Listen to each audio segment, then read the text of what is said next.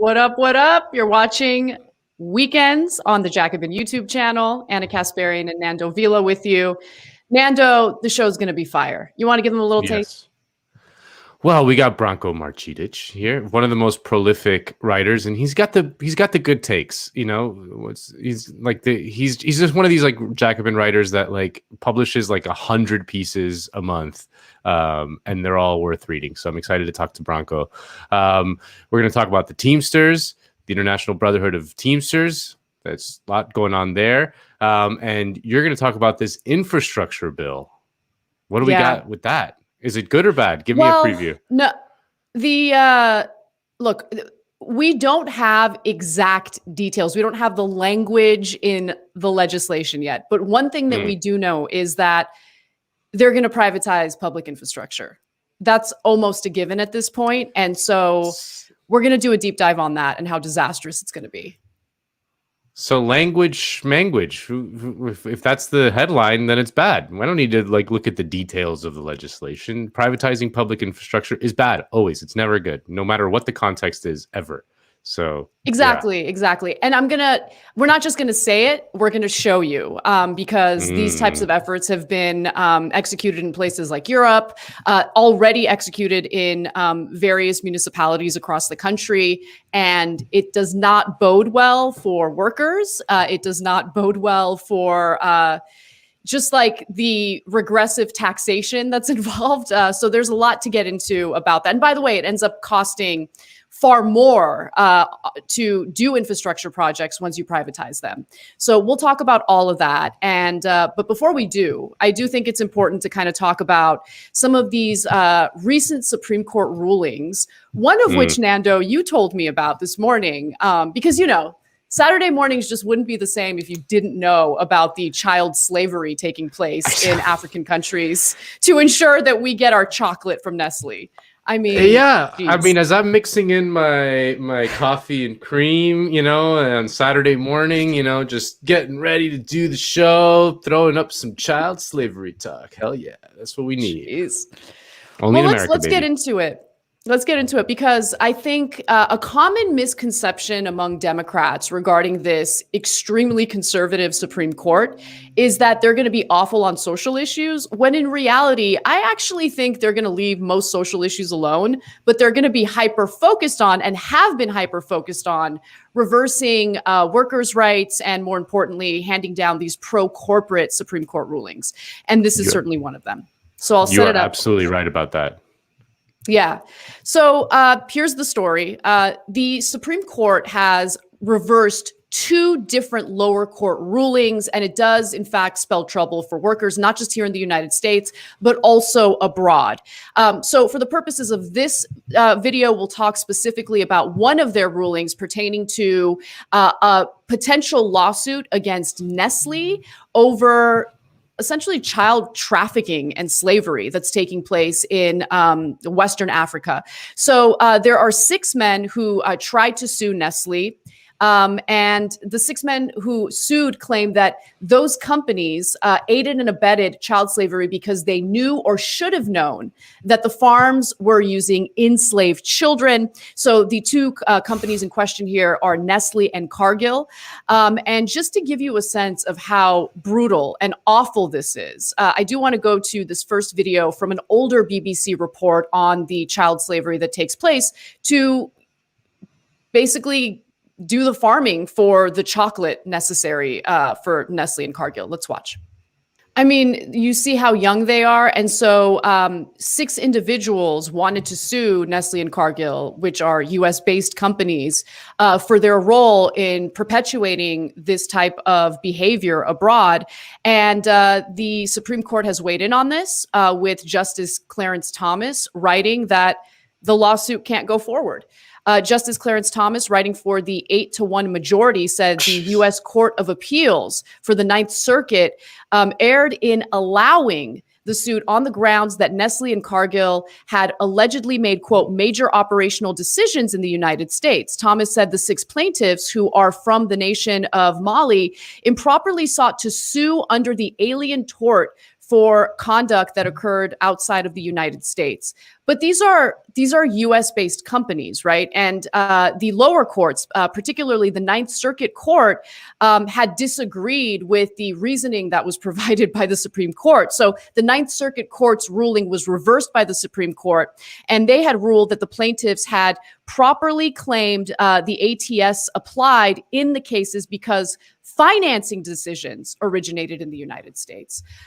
So, I mean, I agree with the Ninth Circuit Court. Well, yeah, I mean, it's just what kind of absurd logic is that? Like, you know, U.S. companies can't like execute someone on foreign soil. Like, that's illegal. Like, you know, no court would allow a company that was just like, oh no, we're like, part of our thing is that we're just gonna murder you know, someone who doesn't, you know, work for us properly. Like, our executives are ordered to, like, of course that wouldn't be allowed to happen.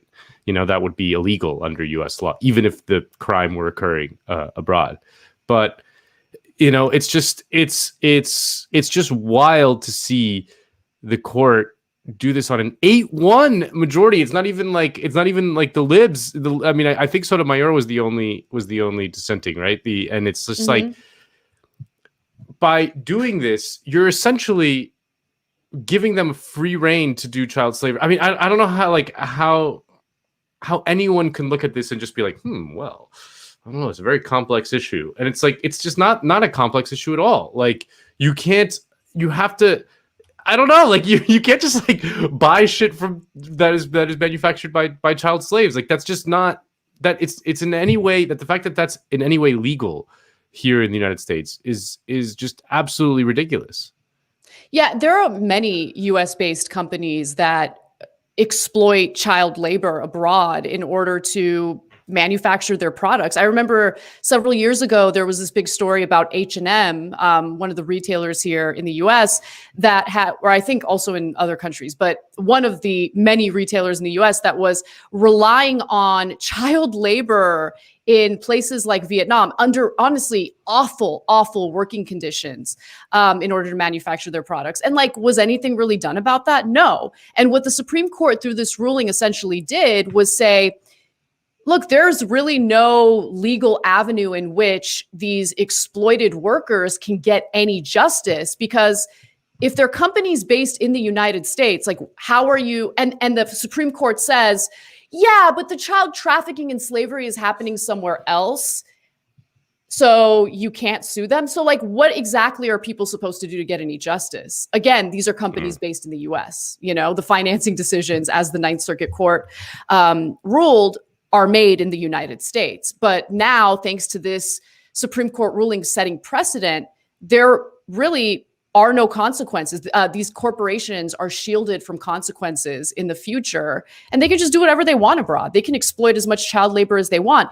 In this case, by the way, it's not just child labor. These are young children who are being like kidnapped in places like Burkina Faso, and then they're being trafficked to the Ivory Coast where they do the farming for the cocoa beans.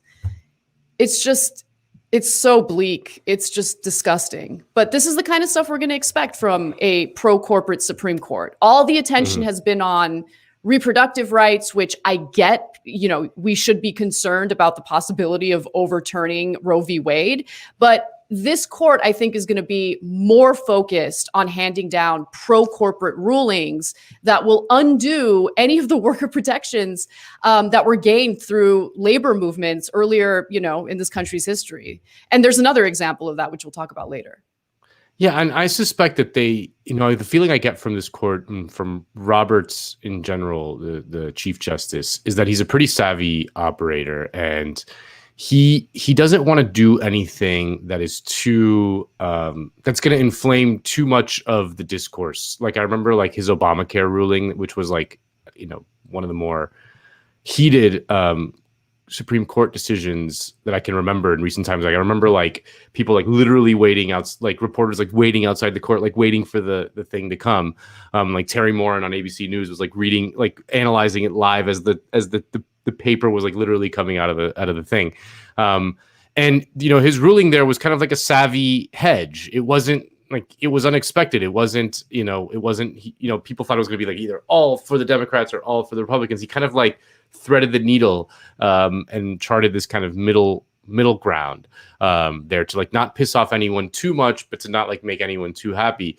And I think that that's sort of microcosm for what the court's going to do in the present, which is like overturning Roe v. Wade would cause like an earthquake in the discourse. I mean, like it would just be like it would be unlike anything we can imagine, and so they're not going to do that. They're just not going to do that. They're going to like slide things, under the radar, like child slavery, because they know that no one gives a shit about that. Like no one gives a shit about stuff that happens abroad, and no one gives a shit. I mean, no one in the discourse gives a shit about like anything that relates to like worker protections or anything like that. They give a shit about like social issues.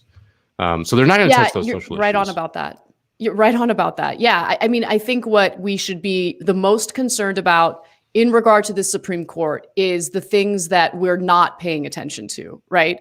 Yeah. So this is a case that the media clearly wasn't paying close attention to this making its way up to the Supreme Court. I didn't know about it until you told me about it this morning.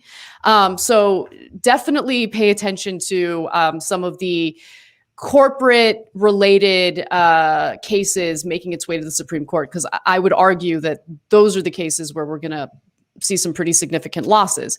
Speaking of which, there's one more Supreme Court ruling that I wanted to tell you all about. So in another terrible Supreme Court ruling, unions now can't recruit workers on California farms thanks to, the conservatives on the court who don't think that the private property of the farm owners should be violated by union organizers. So the vote on this particular case was 6-3, with the court's 3 liberal members in dissent. The decision did away with a major achievement of the farm workers movement that was led by Cesar Chavez in the 1970s, which had argued that allowing organizers to enter workplaces was the only practical way to give farm workers who are, they can be nomadic, they're sometimes poorly educated, a realistic opportunity or shot to consider joining a union. So the state regulation, by the way, issued in 1975, and unique in the nation, allows union organizers to meet with agricultural workers at work sites in the hour before and after work and during lunch breaks as many as 120 days a year. So that's now been struck down. The conservative justice's reasoning was this. Chief Justice John Roberts, writing for the majority, said that the access regulation grants labor organizations a right to invade the grower's property. That meant, he wrote, that it was a taking of private property without just compensation. And I hate this ruling, but when you live in a capitalistic model that values private property over all else, this is the logical ruling. This is what you would get. Yeah. I see what you're saying, that like, it's like, that it is coherent with the system in which we are living in. That was one of the things that was remarkable about Cesar Chavez, that he was able to push against, what is the such a the dominant prevailing thing, and actually won victories. And again, Cesar Chavez is one of these people who the liberals kind of idealize in sort of a symbolic way, because he's like the Latino Martin Luther King in their mind kind of thing, obviously they don't really care about any of the fundamental things that he achieved, because where is the even a sliver of coverage of this kind of thing? Just nothing on MSNBC or whatever. This is just not the kind of thing that they would ever touch. They would cover it if he was put on the $5 bill or something, Totally. That would be wall to wall coverage. But dismantling his entire legacy, who cares? Yeah, you're absolutely right about that. I think that's part of the reason why so many Democratic voters are starting to either become apathetic in regard to electoral politics or even adversarial, because the empty gestures are insulting, right? And I keep giving the example of the Black Lives Matter mural in front of Trump Tower. How did that benefit or improve anyone's life? It was just an empty gesture. Then they turn around and they do the exact opposite of what like Black Lives Matter is asking for. So yeah, these empty gestures are ridiculous. You see it both in the media and among politicians.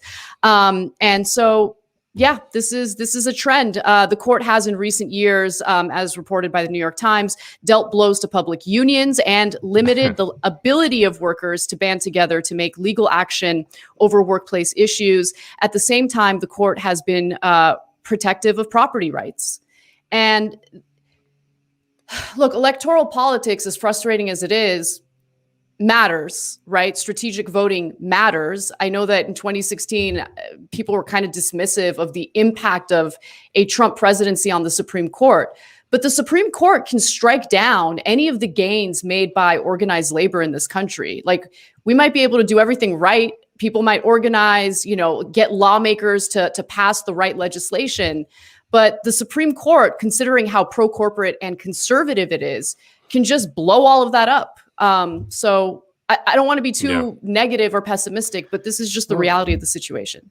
I mean, so many things. I mean, I encourage everyone to look at to look up our interview with Samuel Moyn, who is a scholar, expert on the court, and he talked about just how what are the potential reforms to this kind of thing? Because you're right. Like, I mean, imagine if you can like flip a switch and we had like a massive militant labor movement, like the court would just strike down every single thing that they achieved. You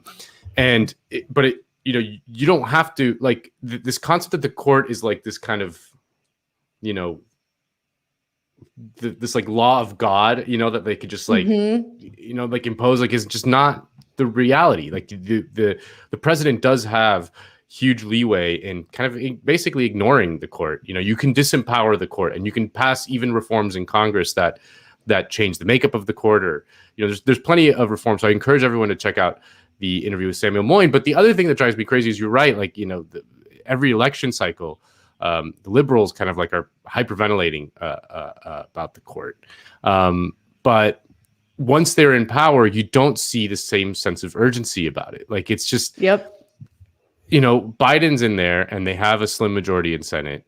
They, in theory, could nominate a Supreme Court. Well, they could expand the court, but like, Stephen Breyer is 81 years old. It's pretty likely that Mitch McConnell that the Senate is going to flip to the Republicans in 2022 at this point. I mean, it's not a given, but it's likely, maybe above 50% chance, or it's a coin flip at best. If that happens, there are no new Supreme Court justices nominated by Biden. It's just not going to happen.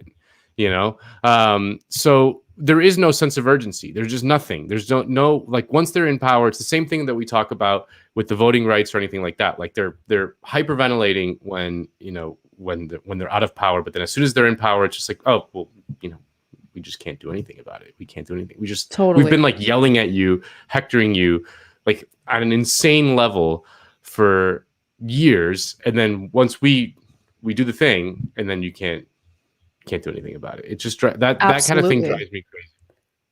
Yeah, it's going to drive you crazy when I do my Decode segment on the infrastructure bill, because, can't wait. On one hand, you have Democrats talk about how the Republican Party poses an existential threat to the United States. And then they turn around after winning these elections and they try to like force us to buy this nonsense talking point about the importance of bipartisanship. It's ridiculous. But before we get to that, why don't we give a shout out to one of our partners, Verso, actually our only partner. Our only partner, my only partner in life. You can join the Verso Book Club and get every new ebook that Verso publishes each month, as well as one or more books in the mail. All Verso Book Club members will also get 50% off everything on the website, including the Verso Comrade tote bag, for as long as you are a subscriber. Each member tier is 50% off for your first 3 months. The Comrade tier is only $20 a month, and if you join in June, you get these 4 books. The Revenge of the Real, Post-Pandemic Politics by Benjamin Bratton. Clean Living Under Difficult Circumstances, Finding a Home in the Ruins of Modernism by Owen Hatherley. China in One Village, The Story of One Town and the Changing World by Liang Hong. And Comrade an essay on political belonging by Jody Dean. You heard it here, folks. Join in the comrade level. You're going to get those books. You're going to get the comrade book. You're going to get that sweet tote bag. Why would you not? Yeah. All right. So, Nando, something that does not get covered much in the media is some developments when it comes to the Teamsters. Luckily, you're going to give us a deep dive on that. So take it away. Yes. This week, the International Brotherhood of Teamsters, also known as the Teamsters Union, held their 30th annual convention. Now, the news that came out of that, you may have seen on Twitter, was that the Teamsters were prioritizing Amazon as a target for unionization, which is good. But that wasn't the most important thing that happened, because you can't organize Amazon without a militant and democratic union. And the Teamsters took significant steps in the right direction with a series of internal reforms, as well as a major leadership fight that is shaping up in the fall. But first, we got to get to the celebrity guests, including Paul Giamatti. Hello, this is Paul Giamatti speaking, filming himself, and you would think I would know how to do this at this point. Use a camera. Amazing. Anyway, this is Paul Giamatti sending my greetings, my congratulations, my love and admiration to the International Brotherhood of Teamsters Union on the occasion of your 30th International Convention. Amazing. 1.4 million members strong. Truly amazing. And I am privileged to work with about 25 of you on the set of the show I do. And some of you have to deal with me every day, which is an extraordinary accomplishment in and of itself. And I thank you, every one of you. I'm sorry, but that's the best thing I've ever seen. I mean, you gotta love that. I'm Paul Giamatti thanking the Teamsters. But that wasn't the only big star that showed up. We got the biggest star in America and likely the next president of the United States. The Rock showed up. Hey Teamsters, Dwayne Johnson here. This was a year like no other. Yeah, we're not going to play the whole thing. But of course, it wouldn't be a Teamsters event without Danny DeVito making an appearance. Hi, everybody. This is Danny DeVito, and I want to congratulate the Teamsters Union and its 1.4 million members on their 30th International Convention. I love that angle. Danny DeVito directed a movie about Jimmy Hoffa called Hoffa, starring Jack Nicholson. You should go check it out. Now, of course, the Teamsters convention would not be complete without a selfie video from the selfie video king, Will Smith. Yo, what's up? This is Will Smith. Hey, I want to say congratulations to the Teamsters Union and to your 1.4 million members. Congratulations on your 30th International Convention. I remember my first 30th International Convention. It seemed like only yesterday. But that's not what we're talking about.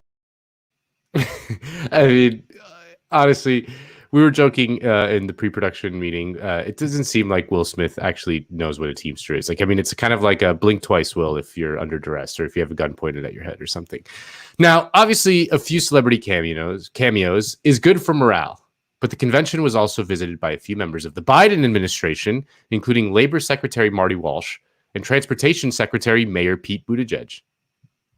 Hello, I'm Secretary of Transportation Pete Buttigieg.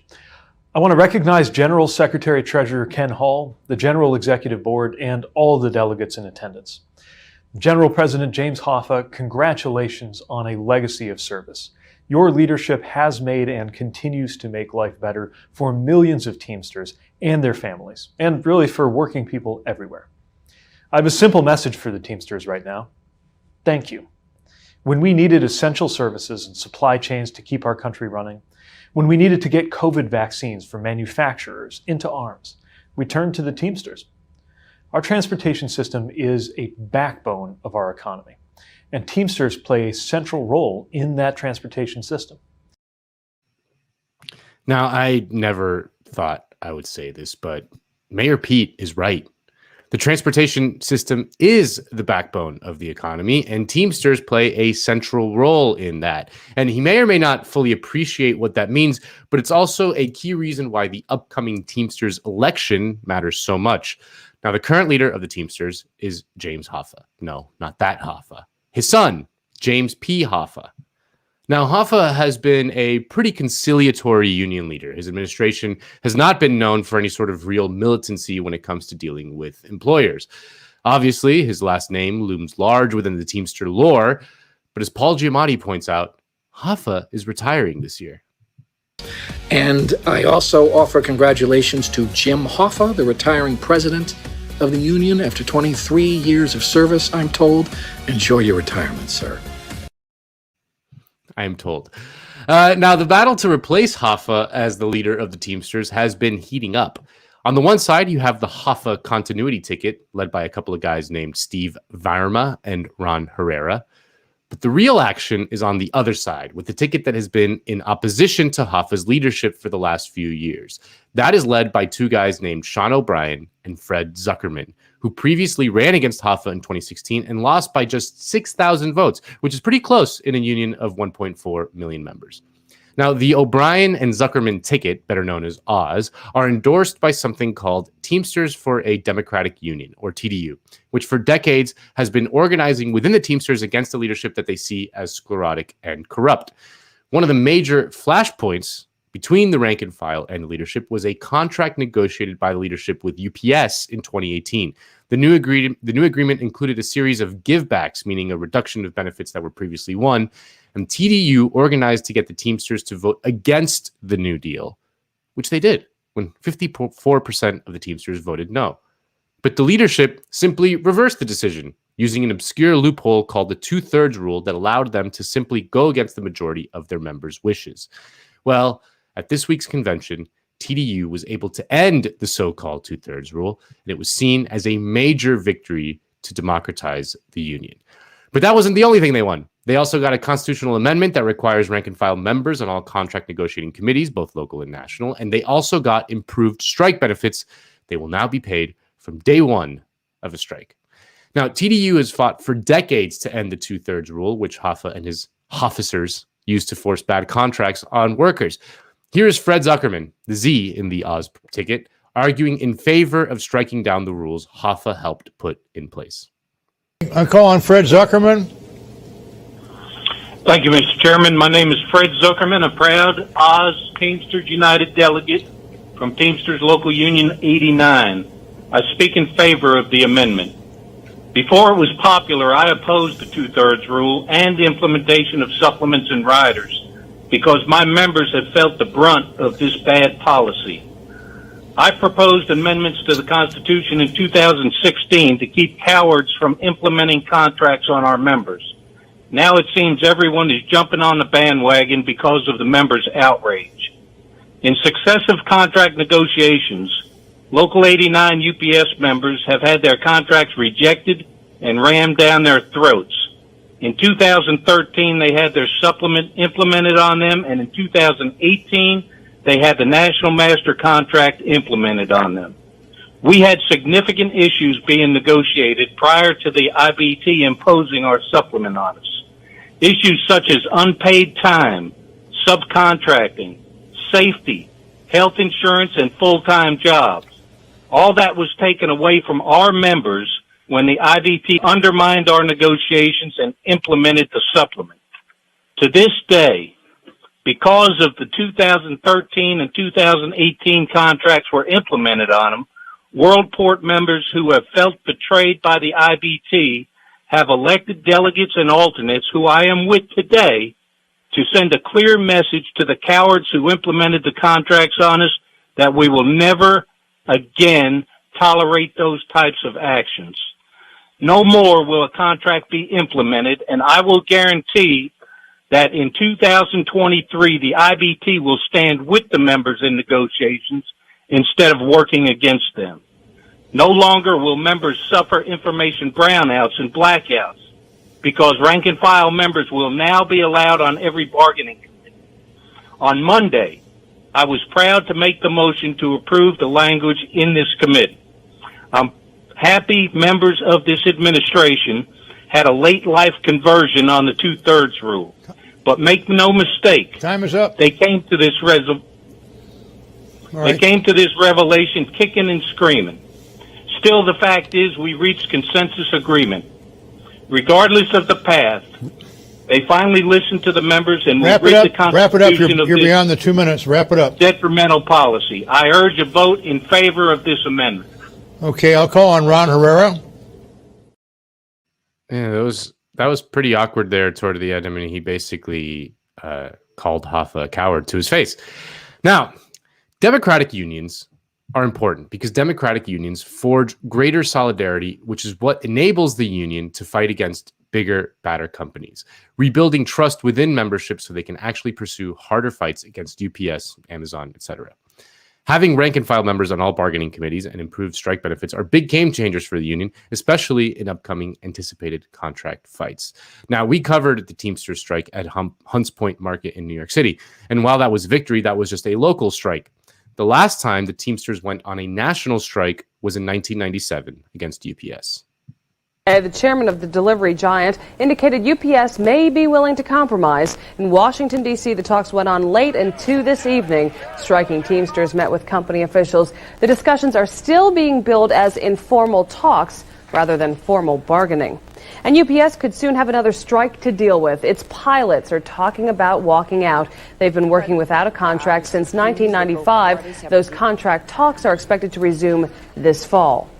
So what is it like to be on that UPS picket line? Teamsters have walked the picket line day and night for the last 11 days. So how are their spirits holding up as the strike drags on?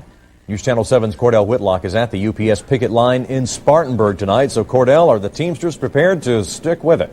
They certainly are, Tom, although things are quiet inside the UPS distribution center. As you can see to my right, members of Teamsters Local 28 are marching strong, and they say they will continue to march until this strike is settled. How about a game of horseshoes or some hoops to pass the time? Spartanburg Teamsters walk the picket lines like everyone else, but man does not live on picketing alone. It's our mind off things and we can kind of relax, and everybody needs an outlet, and that's kind of an outlet for us. And since the picket lines are a new home for Teamsters, they are bringing loved ones along for support. Family is a necessity when the chips are down, and uncertainty replaces stability. We have families coming and little children carrying picket signs. We have them coming with their dogs, their girlfriends, their boyfriends, and we're passionate about this. We want the issue settled, and we want to come back to work. All these folks say they can do is hope talks are leaning toward a settlement. But for now, these Teamsters are making the best of it, talking with each other, sharing the pain of anxiety, developing bonds with coworkers they never knew. you know, you just learn that they're just like you. And that's what a union's all about, is people with common goals and things. And we just realize we're all struggling right now because we're not working. We're all worried. We're all scared. And we're bringing all that together. And that's the best thing about it. I miss the 90s. Gotta love that style. Now, that strike lasted 16 days and it cost UPS hundreds of millions of dollars. And in the end, was a huge victory for the Teamsters. But that was 1997, a long time ago, and 2 years before Hoffa took power. Since then, the Teamsters leadership have not gone on strike. Now, having a strong fighting Teamsters is key for the reason that Mayor Pete said. Transportation is the backbone of the economy. And for socialists, we understand that to take on real power in society means taking on the most powerful economic entities where it hurts them the most. Now, in a recent essay in Jacobin titled Why Workers Don't Revolt, which I encouraged everyone to read, Sam Gindin writes that, quote, "The complex reality is that though unions emerge out of the working class, they are not class, but particularist organizations representing specific groups of workers that happen to find themselves in the same workplace. During the heady post-war decades, this was far less of a problem. Workers could make gains on their own that inspired gains elsewhere. But that era, largely because of its success and capital's reaction, is long over. It's not that capital has escaped its contradictions. The very tactics capital used to lower costs have produced openings for greater worker disruption of supply chains and distribution networks, and healthcare and education workers now represent the kind of strategic power that industrial workers had in the 1930s. But these are only potential openings. taking advantage of this demands a radical shift, a transformation in unions to class perspectives. That is not only looking for allies among other workers, but addressing other dimensions of workers' lives and engaging in the deepest development of unions' own members as conditional on building the class. He writes that one of the structural disadvantages that workers have in their fights with capital is that under capitalism, competition is the name of the game. Companies have to compete with each other, but that means that workers often have to compete with each other as well. He writes, quote, that the most effective capitalists survive and take over the capital of the weaker ones strengthens capitalists as a class. For workers, competition fragments the class and undermines their most important weapon, class solidarity, weakening their potential class power. The only way to overcome this is through class solidarity. And the only way to build that kind of class solidarity is through politics. In the heyday of the labor movement, the unions were filled with socialists and communists who were then purged after World War II. This made individual unions much more focused on themselves than on building class power that could help all workers. We need to get that back. And a more militant and democratic Teamsters union would be a great step in the right direction. So, folks, set your calendars for November because that leadership election is going to be absolutely crucial. Man, that video of Hoffa was so incredibly disrespectful. Like walking away. I mean, just didn't want to face the music, incredible. you know, like, yeah. I mean, I don't know. I wouldn't want like to just like go on some like thing and then just have someone yell at me for, you know, so I don't blame him in that sense, but yeah, that was pretty remarkable. Just seeing Zuckerman, just telling him to his face. I mean, I don't know. It's just, I always, you know, I'm like very conflict averse in general by nature. Like I wouldn't like, you know, step up to someone's face. I mean, you're different, you know, I've seen you with Alex Jones. But you know, if that happened, if I had the Alex Jones thing happen to me, I'd probably be like, I'd be like laughing at him or whatever, but I wouldn't like, you know, get in his face. Yeah. So yeah, I always find those kind of things very kind of bracing to watch, but yeah. What I love about your segment though is it shows you the incredible gains that can be accomplished through class solidarity, right? And I also like that you address through just covering this topic, the issues that arise through the leadership in unions. Because I remember when, you know, when I saw that IATSE, which is one of these unions, like decided to endorse like corporate Democrats in the state of California and like these congressional races, I'm like, yeah, but these are Democrats who literally have votes on their record that goes against labor, like anti-worker votes. Like, how can you endorse them? That makes no sense. And it's because, you know, oftentimes the endorsements aren't based on a vote from like rank and file union members. It's just the leadership making the decision unilaterally. Yeah, I mean, I'll never forget the sort of union revolt in Nevada during the last primary, where the union leadership in Nevada basically censored Bernie, you know, saying that his Medicare for All would be a disaster for unions and things like that, and that it urged their members to not vote for him, and then they all revolted and voted for him anyway. But you're right. I mean, this is not like particular to any specific unions. It's a structural challenge that unions have been facing since the 1800s, literally. That it's just under capitalism, it's just very difficult to maintain that kind of democratic militant union for a long time. I mean, you think of like, you know, someone like Andrew Cuomo like enjoys the unquestioned support from the labor unions in New York, and you know, labor unions in New York are very powerful, and you know, that's a huge source of his power. But this isn't even particularly true just for the United States. I mean, it happens all over the world. So it's something that is worth looking at and covering, and you know, I think thinking about a lot, because you know, we need them. Like we that's the only way. Like, you know, I don't know, like thinking about like Manchin and Cinema and these people, and like how mad we get at them all the time, which we should get mad at them all the time. They deserve every bit of hate, but like we can't do much about it unless we channel that anger through some form of collective power, and that collective power only comes from labor unions. So it's like the only choice we have. So thinking about them is just crucially important if we want any sort of change at all. Like, change has never happened anywhere. Positive change, that is. Negative change has happened a lot, but no positive change has ever happened without collective worker power and through labor unions. It just doesn't happen. And if people are curious about that 1997 Teamsters strike, actually Michael Brooks did a whole illicit history on it. I remember, which is worth checking out as part of his illicit history series. He did an episode on that Teamsters strike.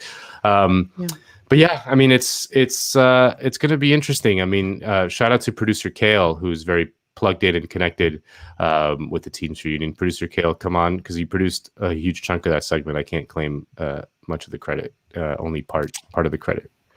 Where is you? Come on, Kale. Producer Kale. Get out here. There you go. Aw. Yeah. By the way, Kale will be joining us in the future, or near future, to do super chat. So send us your super chat questions. Don't forget about that. Go ahead. Yes, that's right. No, I have two loves in life, and it's Medicare for All and the Teamsters. Well, and 2001: A Space Odyssey. And 2001. Exactly. Okay. Exactly. All right. No, we're not doing that now. We're not doing that. Okay. All right. I love it. All right. Well, I don't want to be too late for our interview, so let me get started with my decode, and let's talk about basically like another consequence of not having organized labor. We're not getting many wins on this infrastructure bill. So it's becoming increasingly clear that President Joe Biden's infrastructure proposal, the same bill that led to comical comparisons to Franklin Delano Roosevelt's New Deal, is actually rapidly devolving into a Trojan horse for privatization and the transfer of more wealth from American workers to corporate executives. Biden reached a deal with, a vague infrastructure deal with a group of bipartisan senators following a failed round of negotiations with a separate group of GOP lawmakers. The president's subsequent press conference announcing the deal was brief and really void of any detail. And to answer your direct question, we have a deal. And I think it's really important. We've all agreed that none of us got what we wanted. I clearly didn't get all I wanted. They gave more than I think maybe they were inclined to give in the first place. But this reminds me of the days we used to get an awful lot done up in the United States Congress. We actually worked with one. We had bipartisan deals. Bipartisan deals mean compromise. Now, based on the recent cheery headlines celebrating that the president had miraculously reached a deal in the spirit of bipartisanship, one might think that the era of neoliberal austerity and gridlock in Congress is coming to an end. But in reality, things are actually shaping up to get a lot worse. The bill has now been slimmed down to a pathetic $570 billion in new spending, and it will redirect unused state and local coronavirus relief funds for a total budget of $1.2 trillion over the next 8 years. As the New York Times reports, it would include some existing infrastructure programs, but also provide, as I mentioned, $579 billion in new money over 8 years to patch cracking highways, rebuild crumbling bridges, speed rail traffic, and more equitably spread high-speed internet access. So basically, this bipartisan deal, although we haven't seen the language of it yet, is exactly what GOP lawmakers in the Senate wanted. They did not want any of the social programs like childcare funding or elder care funding, education funding. They don't want any of that stuff. And so they apparently succeeded in getting that cut out. And obviously, this $1.2 trillion figure, which only provides $579 billion in new funding, is far less than the $2.25 trillion that Biden had called for in his initial plan. Now, look, obviously, Republicans are claiming that they're concerned about the deficit. I would argue that they don't care about the deficit at all. They certainly didn't care about it when they cut government revenue to the tune of $2 trillion by passing Trump's 2017 tax cuts for the rich. Now, the positive parts of Biden's infrastructure bill that have now been cut out of this bipartisan agreement is apparently going to be passed in the future through a separate bill. And so Biden very briefly touches on that in this next clip. Republicans and this group did not want to go along with any of my family plan issues, the child care tax credits, the human infrastructure that I talk about. And that we'll see what happens in a reconciliation bill in the budget process. If we can get some compromise there, and if we can't, see if I can attract all the Democrats to a position. I mean, I'm skeptical of that. I think anyone who's been paying attention to how the Democratic Party operates should also be skeptical. And maybe when Nando rejoins me, we can talk about, what his predictions are in regard to the possibility of a separate bill with all of these great social programs passing through reconciliation, which would only require a simple majority in the Senate. I mean, that would mean that you would still need to convince corporate Democrats, conservative Democrats, whatever you want to label them as, people like Senator Joe Manchin, Kirsten Sinema, Mark Warner, some of these corporate Democrats, you'd have to convince them to vote in favor of all the things that are actually very unpopular among corporate lawmakers, both on the left and the right. Now, with that said, though, since Republican lawmakers refuse to support any new tax increases for the rich or their corporate buddies, both parties are actually now considering finding the money, the revenue to pay for these infrastructure projects through privatization. And what they did is they released a list of possible pay-fors. And among that list, you'll see something known as asset recycling. So that is $100 billion in public infrastructure that could be sold off to private capital because lawmakers don't want to raise taxes on the rich. According to Bloomberg, asset recycling, which is said to have been first introduced in Australia, allows the government to sell and lease infrastructure such as roads, airports, and utilities to private companies and use the profits to develop new infrastructure without incurring new debt. Look, this effort did not play out well in Australia. In fact, 2 years after they implemented asset recycling, or P3, as it's oftentimes called, it was ended. The project ended in 2016 because of how horrific it was.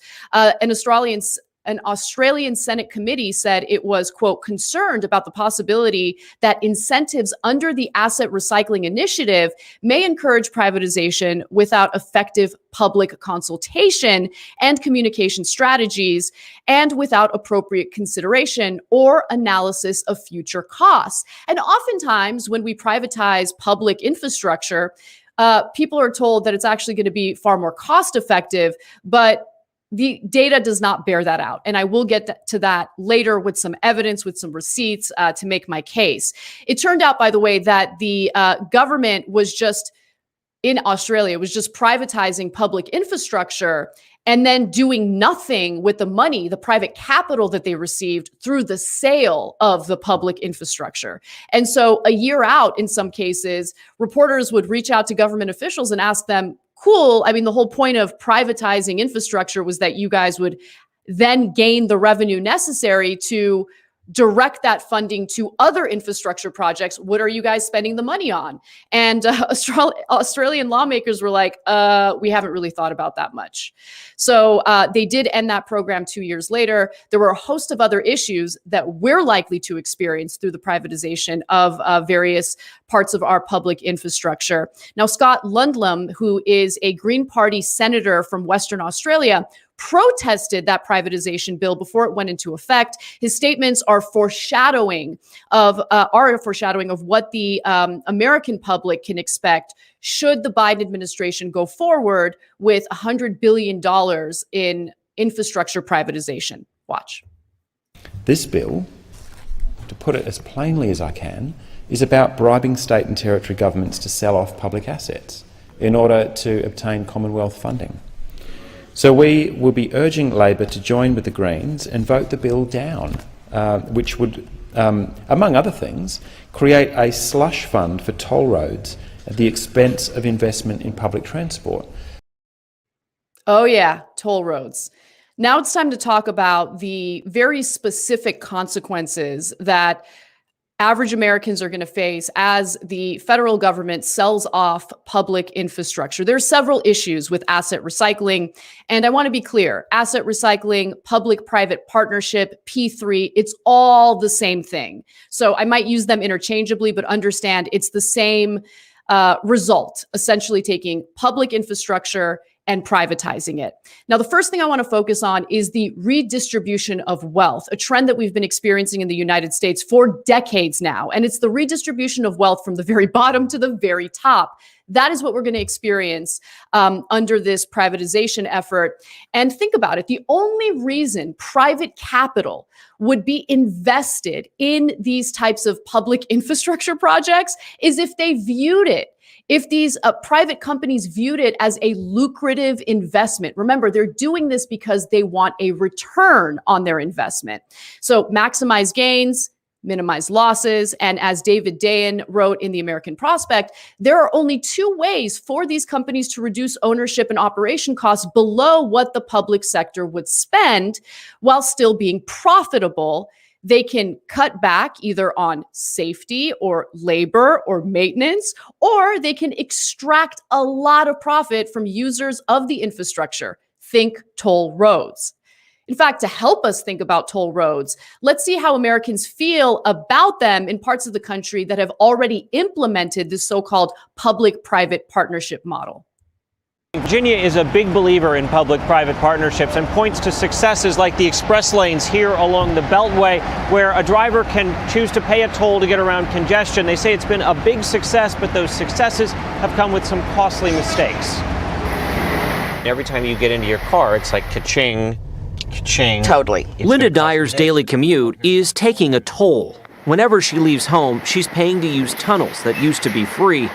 Now she's thinking about moving elsewhere. We're spending $1,200 a year in tolls. Yeah, and my biggest concern is it going to affect how easy it is for me to sell my house. Virginia agreed to a 58-year deal with a private company to modernize and expand the tunnels linking Portsmouth and Norfolk, two military towns separated by the Elizabeth River. The tolls to cross can run a driver $5.25 each way. Do you just get mad when you're driving through that tunnel? Yes, I do. She gets mad, and I don't blame her. I mean, when you think about it, you're going to privatize these highways, these roads, these bridges, and the private companies operating them are going to try to find a way to maximize their profit through individuals using the infrastructure. So the toll roads really do get out of control. In fact, Virginia should have learned from the failures of a similar public-private partnership infrastructure project that was done in the 1990s. The first modern public-private partnership was Denver's Highway E470, opened in 1991 by 8 counties and a consortium of builders and financiers without a cent of public funding. It was innovative, one of the first large toll highways to go completely cashless. It's also one of the priciest roads in America, costing drivers as much as 39 cents per mile. I mean, it's the same as taking a taxi to and from work every day. Think about how much of a regressive tax that really ends up being.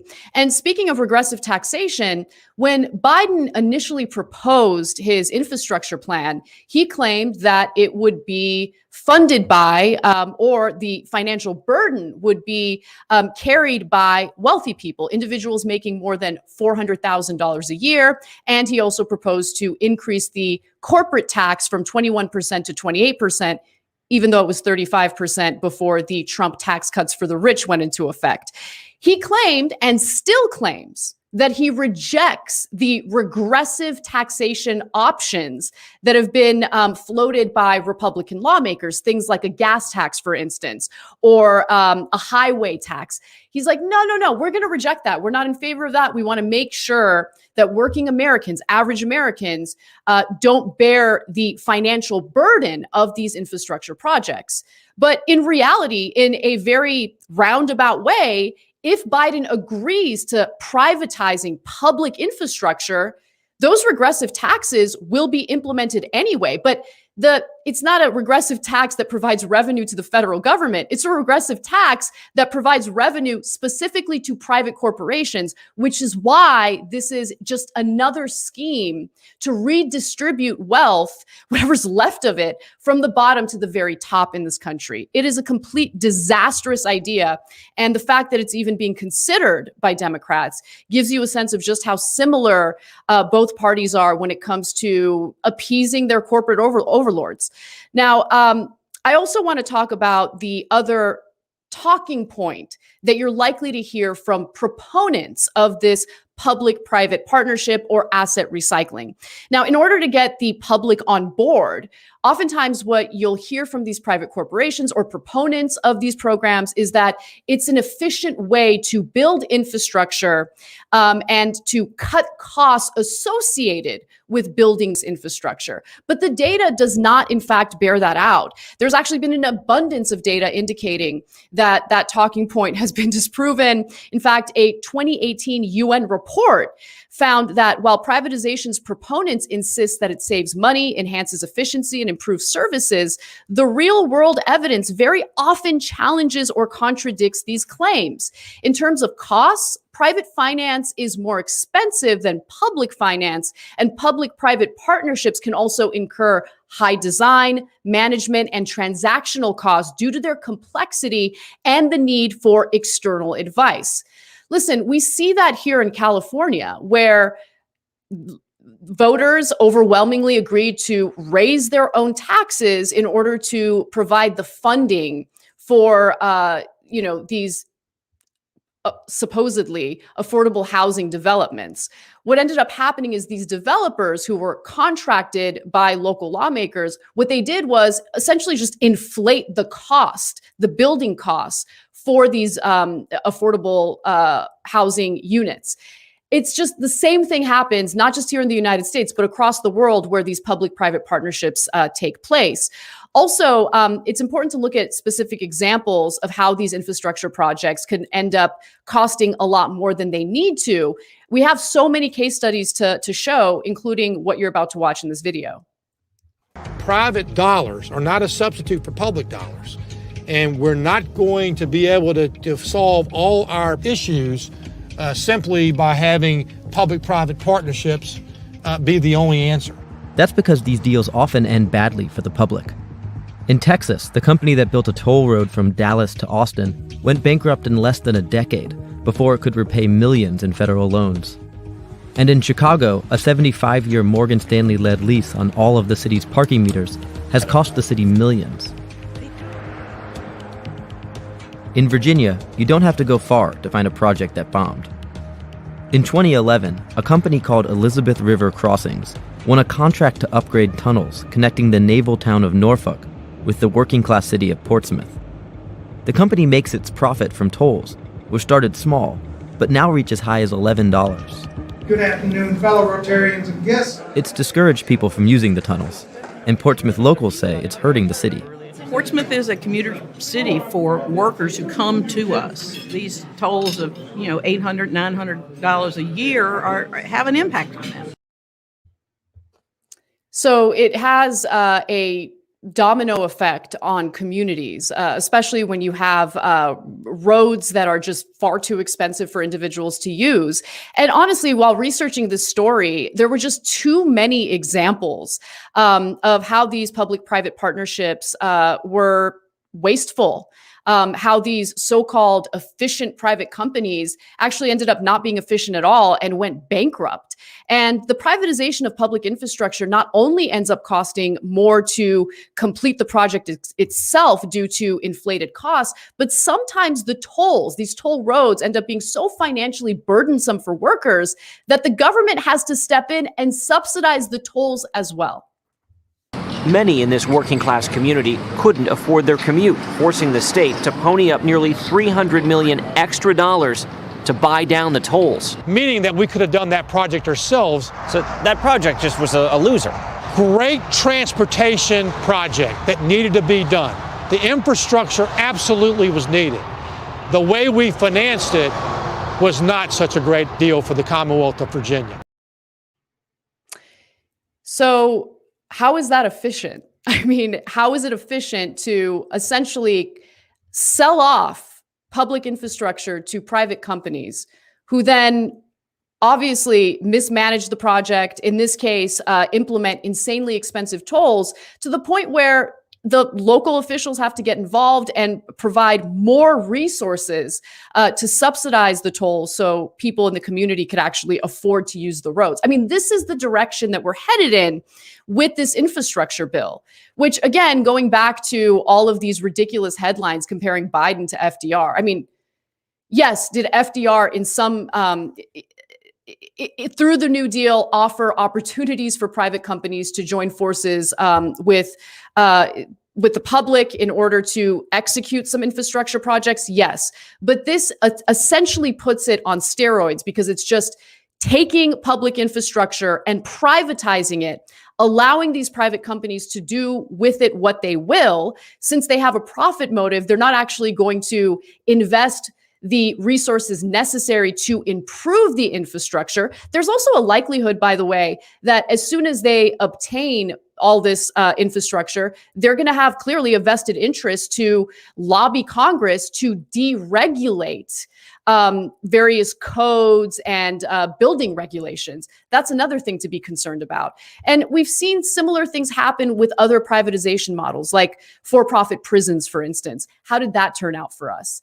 Now, the final thing I want to mention is the fact that Biden, through being open to this, is walking back one of his main talking points, one of his most important selling points in getting the public to support this infrastructure bill. The infrastructure bill is not titled Biden's infrastructure bill. It's titled the American Jobs Plan, because the whole point here was not just to improve infrastructure, but to create well-paying unionized jobs. But if you sell off public infrastructure to private companies, which have a profit motive, which is why they're investing their private capital into these projects, you think that they're going to hire well-paid unionized labor to do the work? Of course not. And that's the other thing that Biden has walked back his promise on. And it's infuriating, it's frustrating, because it started off as a decent infrastructure bill. Now we've gotten everything important taken out of it, which allegedly will be part of a reconciliation bill, a separate bill. And then on top of it, instead of raising taxes on the rich, we're now having a discussion about selling off our public goods. It's disgusting, it's wrong, and it's something that I want to talk to Nando about. So, Nando. Yeah, I mean, how quickly reality just kind of slaps you in the face, right? I mean, there was like, I wouldn't say like hope in the early days of the Biden administration. I mean, his foreign policy was always awful, but there was like this sense that maybe a lot of the orthodoxies of the Democratic Party had begun to wither away, that maybe the effect of, the Sanders phenomenon had some effect, and that, the failures of Obama had been sort of understood by some Democrats, even if they were even on some cynical level. But like, just how quickly, as soon as the rubber hits the road, it just snaps back into place. This like awful idea of like public-private partnerships. I mean, that word should be banned forever. I mean, the basic principle is like, yeah. Let me just say something about that, because what I found super fascinating through researching this was that public-private partnership was the dominant way of describing or naming what this is. And then the government and these corporations realized how unpopular this is, because we've already implemented it to some degree in the US and people hate it. So then they switched it to P3, and people aren't stupid. They caught on, and now they refer to it as asset recycling, which, by the way, I think asset recycling, even though it's the same thing, it sounds worse. Like, it just sounds worse. But yeah, I mean, the way for people to understand this as like simply as possible is, if it's private, then there's profit. Someone has to make money off of it, like that's the point. So, and if there's profit, that's the most important thing, like when you're introducing the profit motive trumps every single other consideration, always, forever. If it's public, there's examples of corruption, yes, and some public officials get rich off of like corrupt public deals and whatever. But if it's public, the point is not to make money. The point of the whole thing is not for someone to make money. It is to provide a public benefit. Are there better and worse ways to do that? Yes, but the principle remains. Private means that they have to make profit above all other considerations, literally like any other public health, the actual point of like an infrastructure of moving things around. You see this a lot in the airline industry. You see it in any sort of public thing that should be a public utility that is privatized. So like just always be on the lookout for that. Like it's just a straight giveaway to people, to private interests who need to make money. It's just that's the only way to think about it. And this idea that they're gonna pass like the second thing on budget. I mean, we'll just call up the Senate parliamentarian. And Totally. And I mean, they took out everything that like people like Manchin were protesting, and they say they're going to pass it through a reconciliation bill, but they need to get Manchin and Democratic lawmakers like him on board, and they're not on board. So they're not going to pass that. Things are looking really bad for the infrastructure bill. There's no question. And one other thing I want to add before we bring on our guest is these asset recycling deals can be done in different ways, but the way that they're planning on implementing this is they don't just give the federal government capital and then be done with it. No, they do it in the form of a loan with interest. And so they do it so they can lease the public property and manage it. And so while the government is paying them back on this loan, right, they're using the public infrastructure as if it's their private property and, implementing tolls, doing what they can to basically extract money from it, right? And so that's the other thing. Like, it's such a bad deal all around for ordinary Americans, for the government. But hey, we can't raise taxes on the rich. That would just, that would be awful. Just absolutely awful to do that. Anyway, go ahead. No. Let's bring on the guest, because I think he might have something to say about all of this. Yes. Joining us now is a man who I've read a lot of work from, but I'm going to probably mispronounce your name, and I apologize. So joining us now is Branko Marcetic. He is a writer for Jacobin and author of Yesterday's Man, The Case Against Joe Biden. Branko, thank you so much for joining us. Thanks for having me. That was actually a really good effort with my name, so pat yourself on the back. Thank you. I actually really enjoyed your book and first found out about it after you did a lengthy interview with Michael Brooks. So you're kind of an expert on Joe Biden. You're the perfect guest to help us basically unpack what the infrastructure bill has turned into. So first, let me get your thoughts on that. What are your thoughts on this bipartisan agreement in the Senate regarding Biden's infrastructure bill? I mean, it sounds like you guys have really covered most of it. It's not a good deal. And it does follow this pattern in Biden's career where he kind of prizes getting a bipartisan deal on something, just for its own sake, to be able to say, look, the system works. Look, I reached across the aisle and I managed to get someone from the other party to sign on to this, instead of actually trying to pass something that makes sense, is good policy, or, is actually necessary. So, I think we're seeing that. That's the classic kind of Bidenism in action here. There's been quite a bit of reporting over the last, 2-3 months that basically, whereas, say, us three perhaps see the Democrats' best chances of maintaining the House and the Senate as kind of providing material benefits to people, making their lives better in really tangible, concrete ways, and basically getting people excited enough to go, oh, well, it was worth it, all that canvassing and all that door knocking, all that voting we did, all that line standing we did to get these people in power. Let's do it again. That's sort of the, let's say the left-wing progressive theory of change. Biden sees his theory of change, his theory of how he's going to keep majorities in the Senate and the House, as if he can show that the system works, that compromise is still possible, which frankly to me is completely diluted. But I guess that is he came up in a very different time. Though he has kind of shifted on certain things like budget deficits and that kind of thing, clearly his head is still kind of in that space in the 1970s and 1980s that he came up with. In terms of the actual details of the infrastructure bill, you guys really covered it pretty well. The asset recycling is terrible. It doesn't even make sense from a economic standpoint. The whole point of this bill is that it's going to pump spending into the economy, and it's going to get people jobs, it's going to get people money into their pockets, and then they'll spend that money on other parts of the economy. They'll be able to go to restaurants, go to movies, they'll be able to buy consumer products, all that stuff, and that's meant to drive the economy. Okay, great. But if you are privatizing public infrastructure and that results in toll roads, what you're getting instead is just a further system of rent seeking, where these companies just ramp up these tolls and other fees, other user fees.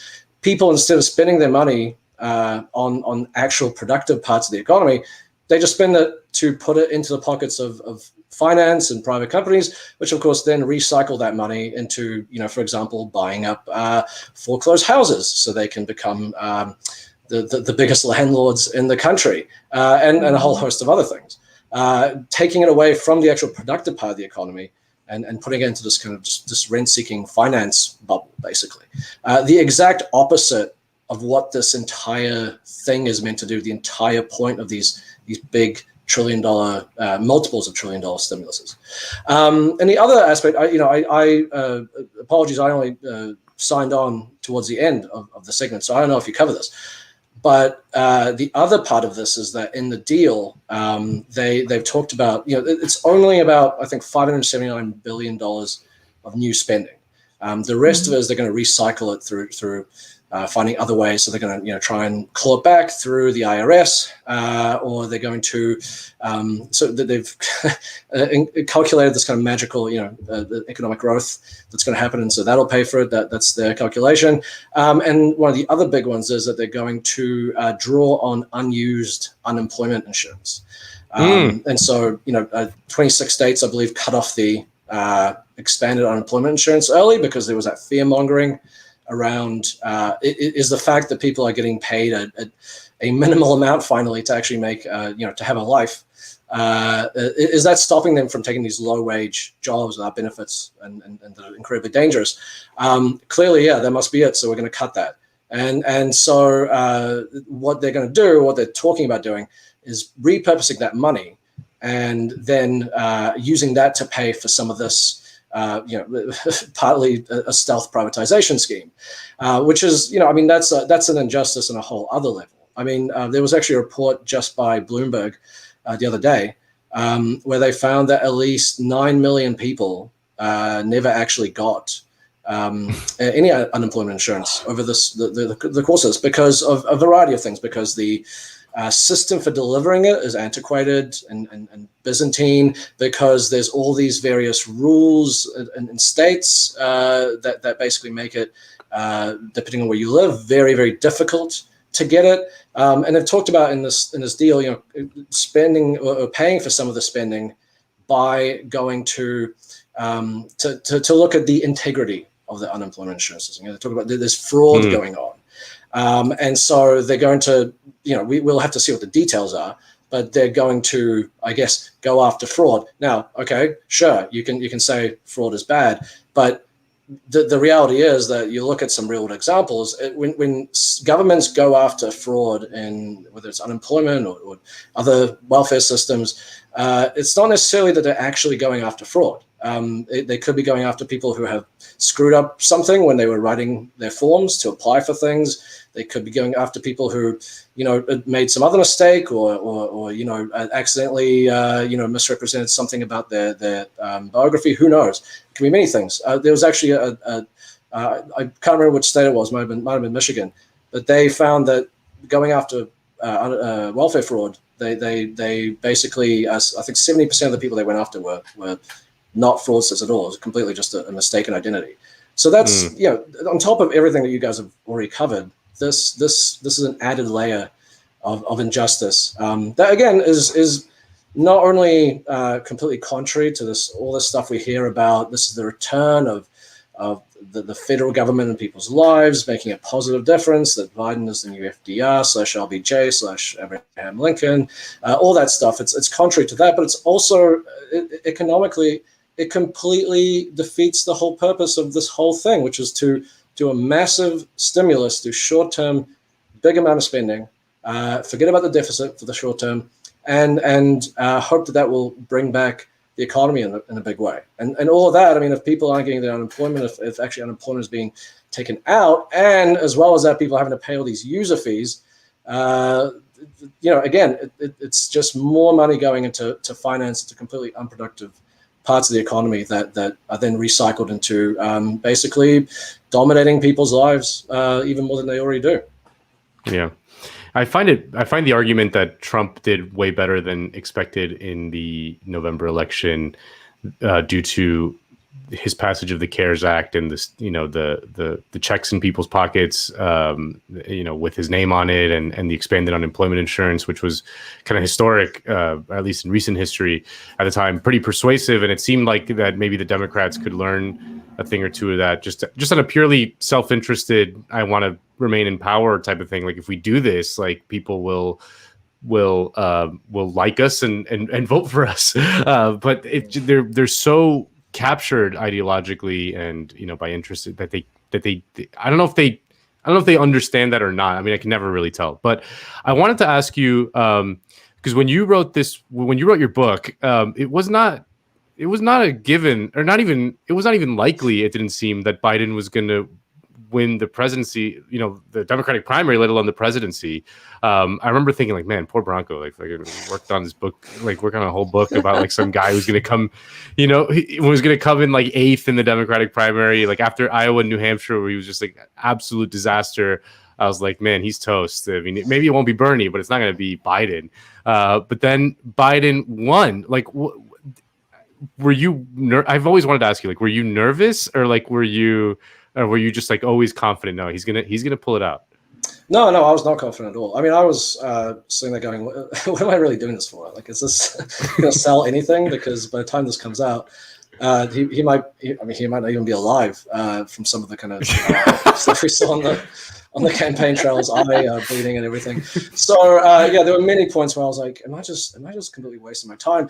I mean, in many ways, though, I was okay with that outcome of Biden just losing and being forgotten in history, because I had studied his career for the book, and I was like, well, this is not a guy that you want taking power at this particular time. And so I was actually quite happy. One of the funniest things is that the book, I mean, it's dark, but it officially launched the day before South Carolina. I mean, I don't know if my book created some sort of malign energy. I blame you. In the world. Yeah, I mean, clearly.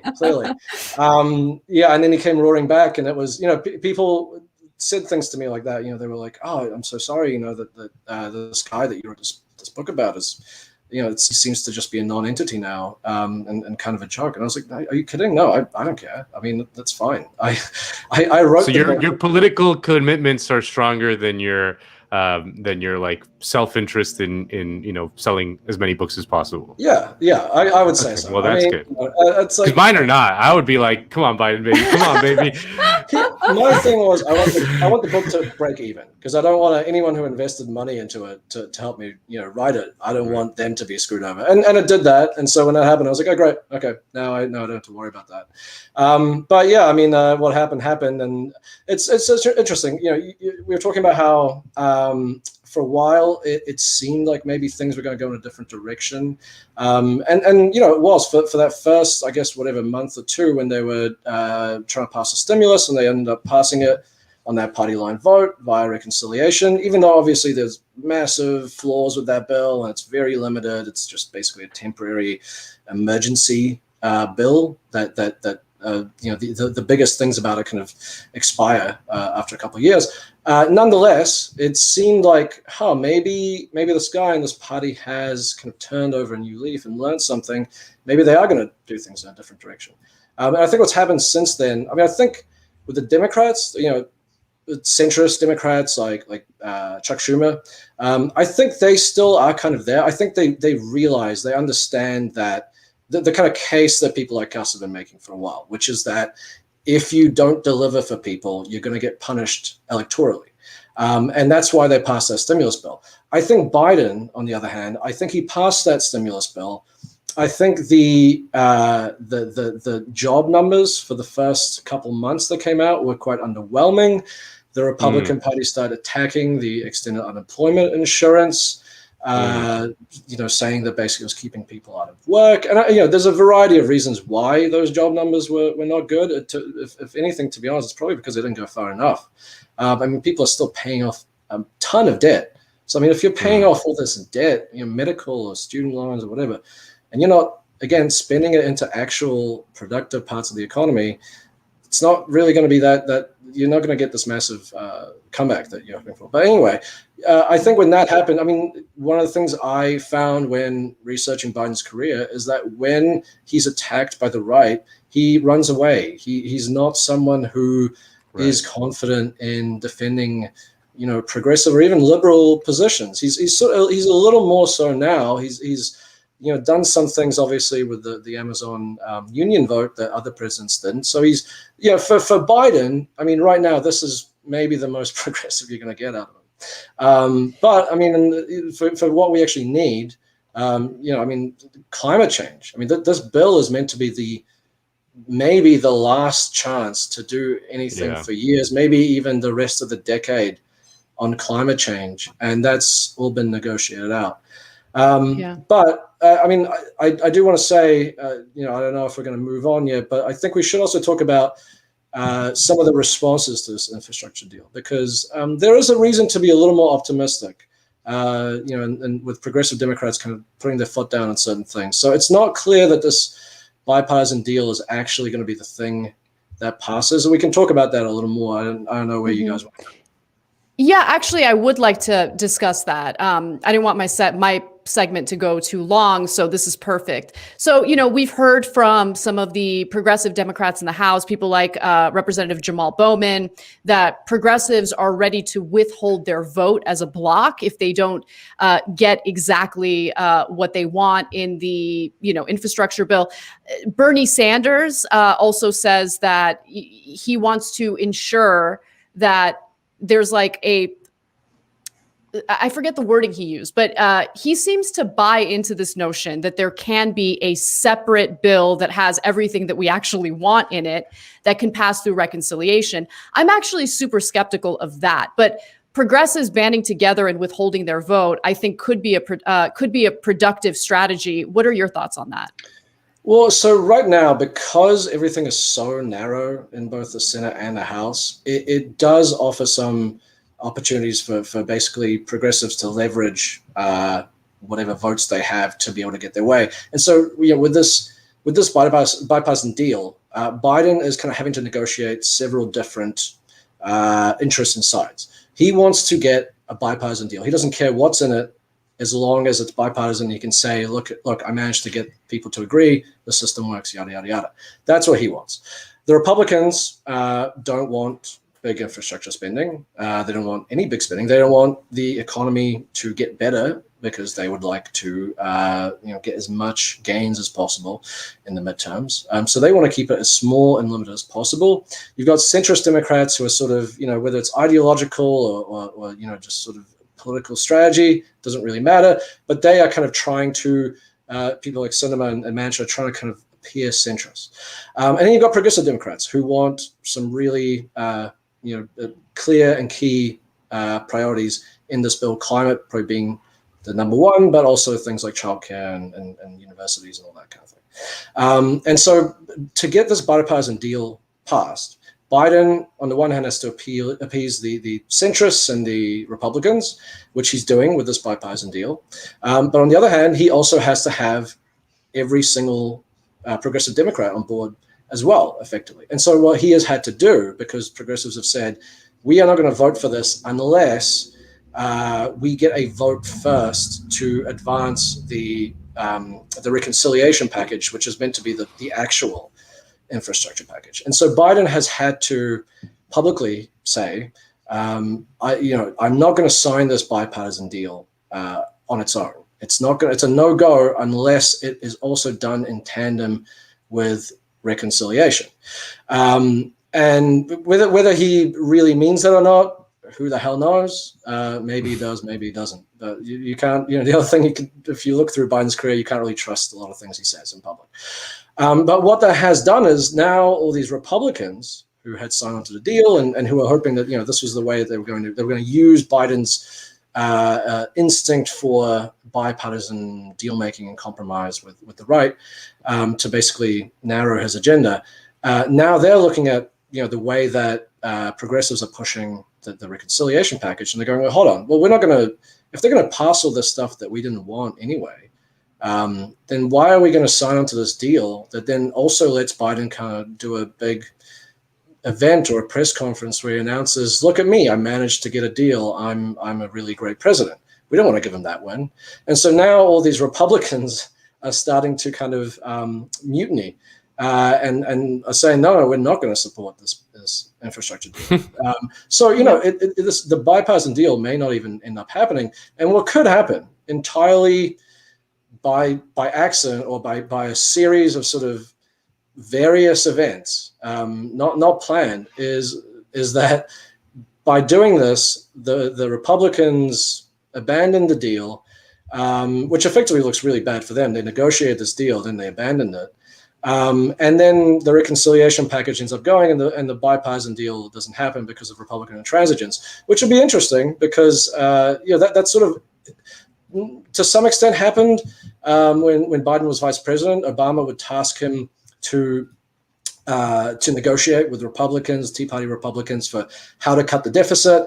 And according to Bob Woodward's book, which Woodward tends to exaggerate and stuff, but the kind of thrust of his argument in the book is that Biden basically just gave Republicans whatever they wanted because he just wanted to get a deal. So he would offer trillions in cuts and all this stuff that progressive Democrats that were in the bargaining table kind of were like, my God, what is he doing? And the only reason that didn't happen is because of the intransigence of Tea Party Republicans who said, yeah, we love these cuts, but what about this revenue raising? No, we don't want to have any taxes. And then they torpedoed the thing. So we could be seeing a version 2.0 of that. I'm not saying that's going to happen. It could be a lot worse than that. And actually this deal goes through and nothing happens in reconciliation. I hope not. But yeah, right now I think there's reason to think that it's not quite settled, and there is a more optimistic future possible. Although that still leaves us with a far smaller infrastructure package. Even the reconciliation one is not big enough for what the climate emergency demands. So yeah. Can I just say real quick, your book was just. It was very useful for me to, I guess, predict things, right? Because you kind of have to look at who Biden is as a person, what motivated him throughout his political career. And so, it was hard, especially in the beginning of his administration, to not fall victim to some of the positive stuff that was going on. And he did present himself as someone who was against the fear-mongering about the deficit, right? And then now with the infrastructure bill, all of a sudden he's back to, we got to have pay-fors. We got to have pay-fors. He doesn't say he's worried about the deficit, but he's acting as if he is. And that's the important part of it. But Nando, why don't we switch gears to other Biden-related issues? Well, I want to ask you about, his foreign policy, which is, as far as I can tell, is very similar to Trump's and immigration. But first, I would be remiss if I didn't let producer Kale play this video and see what we all react to it. Let's see. Producer, go ahead. For people, there's a reason why it's been harder to get African Americans initially to get vaccinated, because they used to being experimented on. The Tuskegee Airmen and others. People have memories. People have long memories. It's awful hard as well to get Latinx vaccinated as well. Why? They're worried that they'll be vaccinated and deported. So look, from day one, something that Governor Cooper has been totally focused on is making sure we get as many people vaccinated, particularly people who don't have access to health care usually, who don't have ordinary. The Tuskegee Airmen thing is just amazing. He just confused the Tuskegee Airmen with the syphilis experiment, but also just hearing him say the word Latinx, like Biden's like the least woke guy in the universe, but like he has to cosplay as a woke guy, a little bit. It's just, I mean, that video just like summed up so many Bidenisms that I thought it was important to play it. It kind of reminded me when during the campaign, as a way to appeal to young people, clearly someone in his team said to him, just say things like, I see you, I hear you. And so he would repeat that in like every video that he did. That was his strategy for... Right. In addition to telling young people who are worried about drowning in student debt to like get over it and give me a break, right? Yeah. Stop complaining. I just don't care. Well, what do you make of Biden's foreign policy in these first few months? What are the big things that stand out? It's been a real mixed bag. I mean, on the one hand, it's good that he is maintaining the deal that, well, I mean, he delayed it, but maintaining Trump's deal to get out of Afghanistan. So that's really good. At the same time, I mean, I think the thing with every good thing that Biden's done on foreign policy or domestic is whenever it happens, there's like a caveat. When you read a little bit past the details or you keep paying attention to the issue beyond that, you see that, oh, okay, this hasn't actually gone quite as far as I hoped, or he hasn't really even done the thing that he said he was going to do. On Afghanistan, for instance, there was actually a report in New York Magazine about a month ago or so about this big hiring spree for private military contractors for Afghanistan. And so it certainly seems like, sure, the troops are going to leave, but they may just be being replaced by private mercenaries.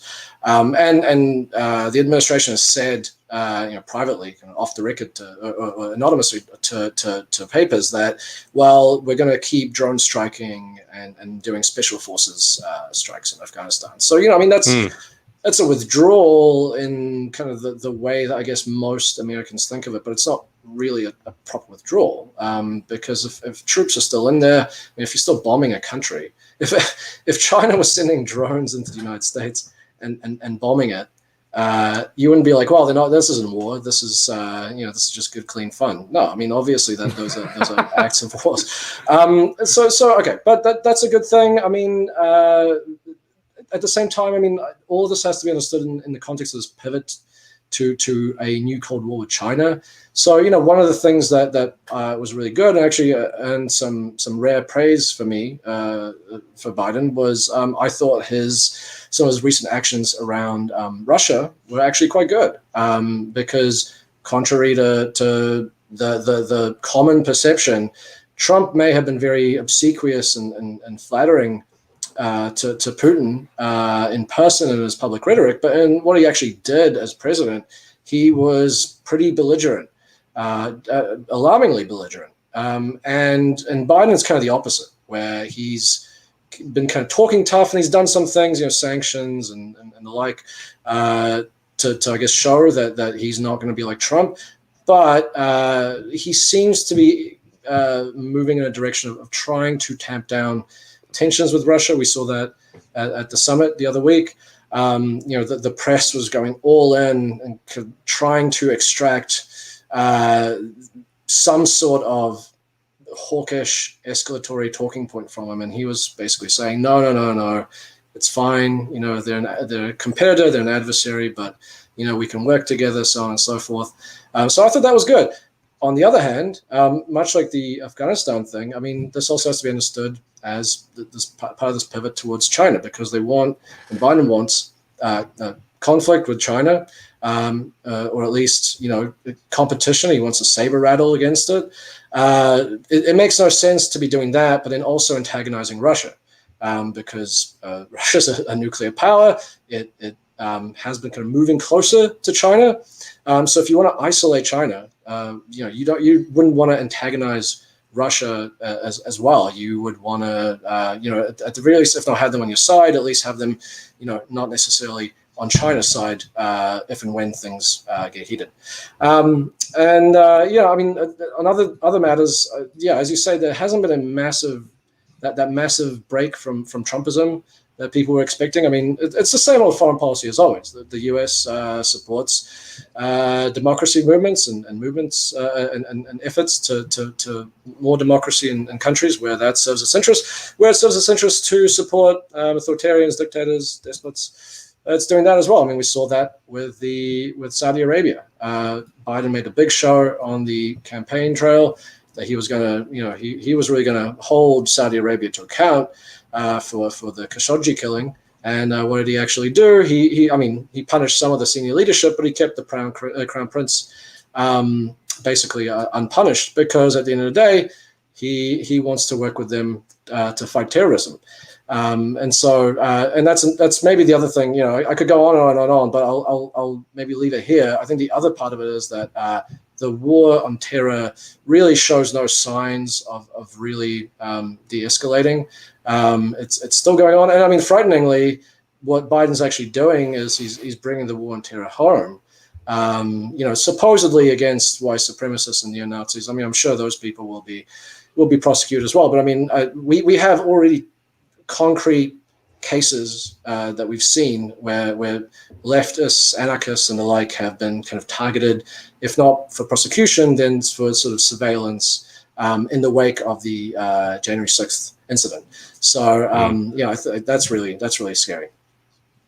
Yeah, I thought it was interesting that Ken Klippenstein from The Intercept obtained some documents from the military indicating that, like, through their training materials, they group in socialism and Nazism as, extremist ideologies. So it kind of gives you a sense of, where both the military and the federal government is on the left in this country. But I wanted to also just kind of ask you a follow-up on something you said, because I'm curious to learn the details about it. So you mentioned that Trump was actually far more belligerent toward Russia, and you're happy to see that Biden has kind of reversed that. I know that, while his rhetoric seemed pretty friendly toward Russia, Trump was willing to implement sanctions and all of that other stuff. What other belligerent behavior are you referring to?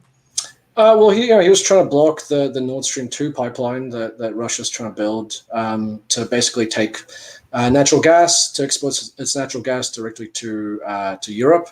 And that's a big, really, really important, not just economic, but geostrategic policy for Putin, because basically what that would do is it would leapfrog or avoid going through Ukraine. I think right now it's a large percentage of Russia's natural gas has to go through Ukraine to get to Central Europe and further west. And so this kind of eliminates the need to do that.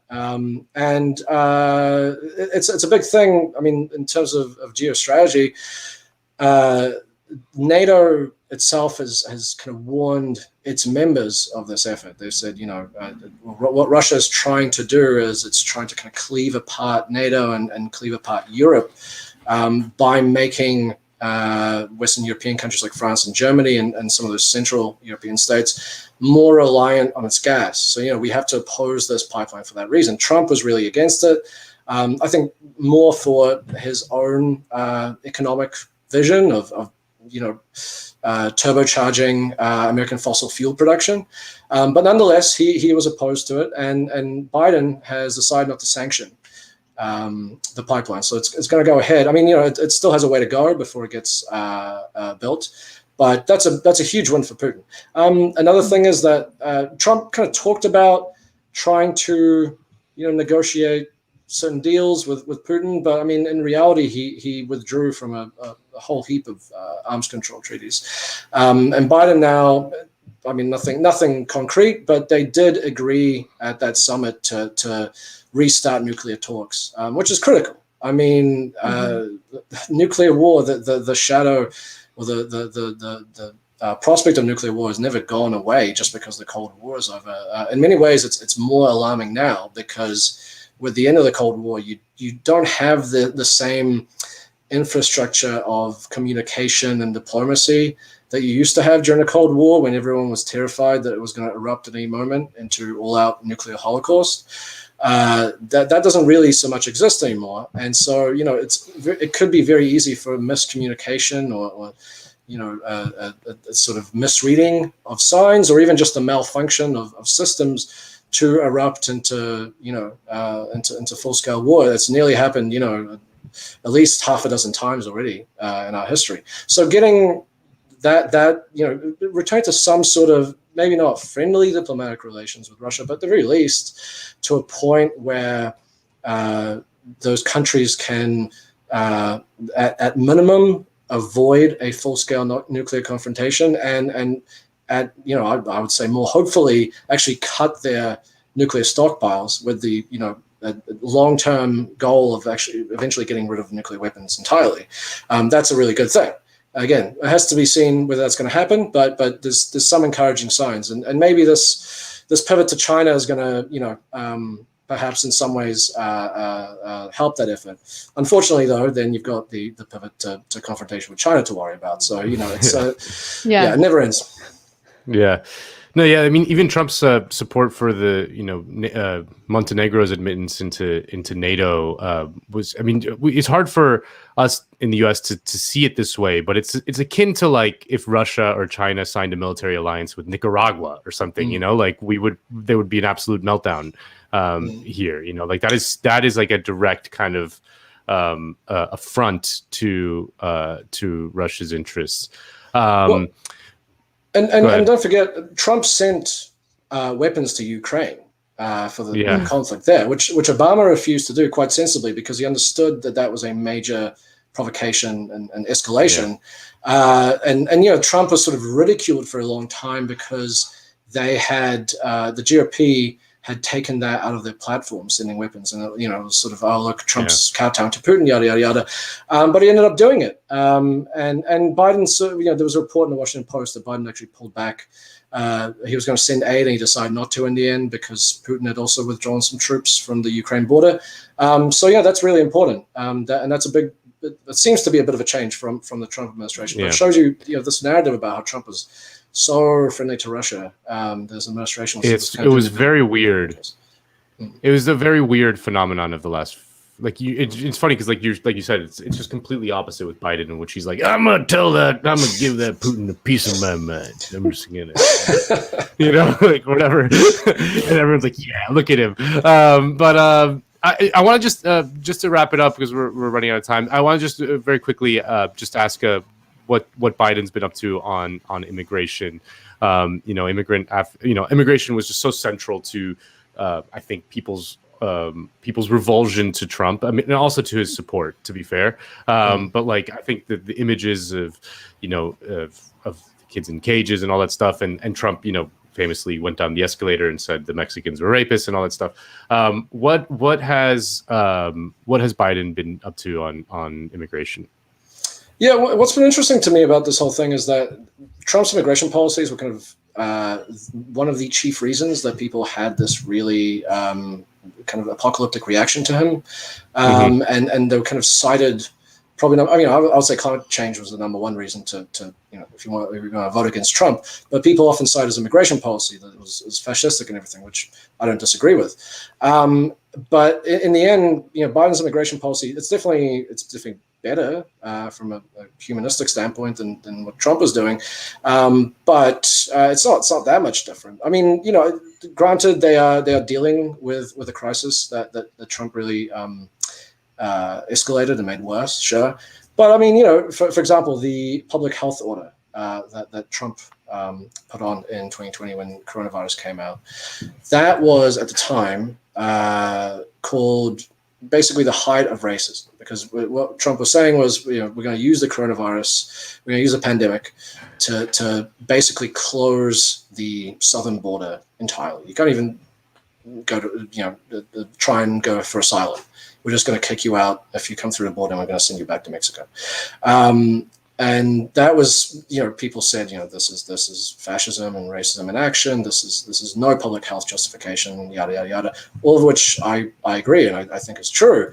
But Biden's kept that in because it's very useful for them. They don't want to be seen as letting through thousands and thousands of migrants, because I think they know they're going to get attacked by the right, and so that public health order has been used for over the course of the last, what are we up to now, during the course of the last 5 months, to just kick people out and basically stop people even from applying for asylum. There was a lot of praise given to Trump. Biden getting rid of the Freudian slip, getting rid of the remain in Mexico policy. Right. So when you apply for asylum, rather than doing it in the United States, because if you're applying for asylum from somewhere because you're worried that you're going to be murdered, you don't want to stay in the place that your life is under threat. Kind of defeats the purpose. Yeah, exactly. And so he kind of repealed it, but I mean, it's not really repealed. I mean, they've stopped doing it, but basically what's happened with the public health order is you effectively, unless you're one of the lucky few, they sort of have a little discretionary policy, and they bring in, I think, a few hundred people here and there. But ultimately, I mean, that basically just means you whether you're applying for asylum or whatever, you are just stuck in Mexico. And people have been, all the stuff that we always hear about, the horror that's happening in Central America, the kidnappings, murder, rape, all that stuff, burglaries, that's all happening to these people who are forced to stay in Mexico right now without any really other recourse. On the other hand, I mean, some of the stuff that's been repealed, the public charge rule, obviously, that's a big one that basically said, it made it very hard for you to be able to get, residency and citizenship if you had ever used a basically relied on government welfare, relied on government benefits at any point. So Biden got rid of that. And obviously, things like the Muslim ban and all that. I mean, low-hanging fruit, obviously, it's just a no-brainer that you get rid of that. But, I mean, it's a good thing, I guess. I mean, those big flagship items that got a lot of press, that's real fine. But then you've still got all these, maybe a little more obscure things that Trump was doing that Biden hasn't completely gone rid of. Supposedly, they're going to do it over time. It's just in this period that they're sort of doing that. But, I mean, if you condemn Trump for doing it, then you can't just say, well, it's fine if Biden does it. And then secondly, I mean, it remains to be seen whether that is temporary. That's what you always hear with any sort of program like this that's incredibly controversial and brutal towards people, is that, this is just temporary, it's only going to be here for a bit. And then what ends up happening is it slowly gets kind of institutionalized. So, it remains to be seen what happens with that. Yeah. All right. Branko, thank you so much for taking the time to speak with us today. Everyone, go check out his book. You will not regret it. It's titled Yesterday's Man, The Case Against Joe Biden. It'll help you understand a lot of what's going on right now. Branko, thank you again. Yeah, thanks for having me. Yeah, all the way from New Zealand. I don't even know what time it is over there. Like, what day is it? It might even be a different day over there. He's in LA now. He's oh, okay. Yeah. Oh, nice. He's right here. We could have had him. We could have had him in studio. Well, this is our studio. You're looking at it. There you go. Amazing. We can have him. You can have him over at your place if you want to. We could just hang out. Drinks. Yeah. We'll just hang out. Yeah. Oh, I'm getting word that he's not in California. He's in he's in Nevada City. I don't know where this is. He's near you, but not near me. America is one of the few countries where, like, Nevada City, you would think it's in Nevada, but it might not be. Like Kansas City is not, is not in Kansas. Don't know where it might be upstate New York. I'm not really. Yeah, sure. it could be in Florida. No, that was amazing. Branko, just like unbelievable command of all the issues. Just like a complete overview of the American political scene from a bird's eye view. I found that to be very, very helpful. So yeah, great stuff. Also, cool accent. Yeah, definitely always helps. Always helps. Yeah, you should be reading his work whenever it comes out. He's just like, he usually is going to have like just really good left common sense on these things. Yeah. But I'm here after the interview now because we're going to spend the next couple of minutes just doing a couple super chats. So if you have a question for any of us, feel free to send it in through the YouTube live chat or on, well, I don't know if you can, no, I think it's just YouTube. And we'll try to get to some of them. Just want to say that there was a couple super chats earlier. JL Sands that said, thank you back. Jay Manuel, another Jay, said, awesome job, Anna and Nando, great guest too. Thank you, Jay, other Jay. Thank you.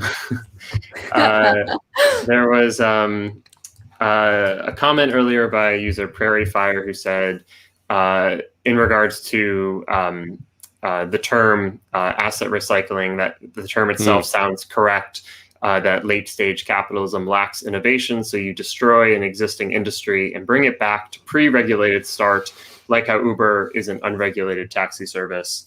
I think it's an astute comment. And that's also why, some of the biggest, most powerful capitalists in the country right now are asset managers, that they're there to help facilitate in this process of just kind of like vultures coming in and picking apart, what's left of some of these companies.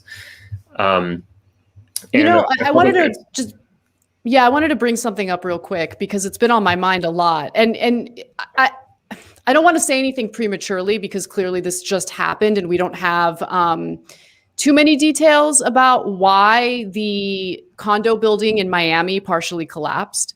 There are some stories indicating that 3 years ago, there was a study on the building and they found that it had severe structural issues.